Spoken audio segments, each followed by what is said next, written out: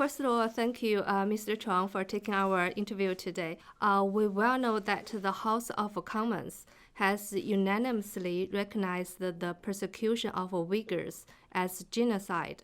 The Subcommittee on International Human Rights has also recently released a report on the human rights situation of the Uyghurs in Xinjiang.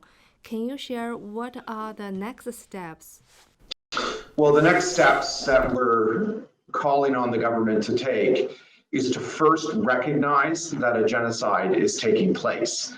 That's important because international law, specifically the 1948 Genocide Convention, puts obligations on countries like Canada to take action if a genocide is taking place. Canada has an obligation under that treaty to act to prevent genocide and also to act to punish the perpetrators of a genocide. So the first step in taking action is for the government to recognize what the House of Commons has already done, which is to recognize that a genocide is taking place. The next step then, once that recognition of a genocide has taken place, is then to take measures to prevent the continuation of the genocide and to punish the perpetrators of a genocide. So to that end, we are calling on the government to seek the relocation of the next winter's Beijing Winter Olympics. We're asking them to encourage other allies to do the same thing. We're also asking them to take a look at banning, coming forward with new measures to ban the importation of products from Xinjiang region.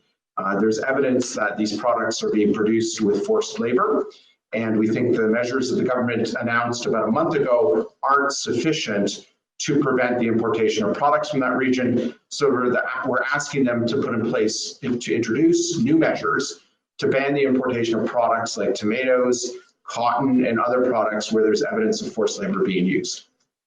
These economic sanctions, we think, should be much more robust than the ones the government announced in January. For example, we think that they should take a look at what the United States has done in putting a blanket ban on imports from that region of China because of evidence of widespread forced labor. And instead allow companies to apply for an exemption to that ban if they can prove that no forced labor was used in the production of these products. The other thing we think the government should do is ban Huawei from the build out of Canada's 5G network for a number of reasons. The first two of which are the fact that there's evidence that Huawei is a threat to our national security. Under Chinese law, they're required to cooperate with intelligence gathering, with state security of China. They're a threat to our intellectual property regime here in Canada. That's clear from the conclusions that CSIS has come to.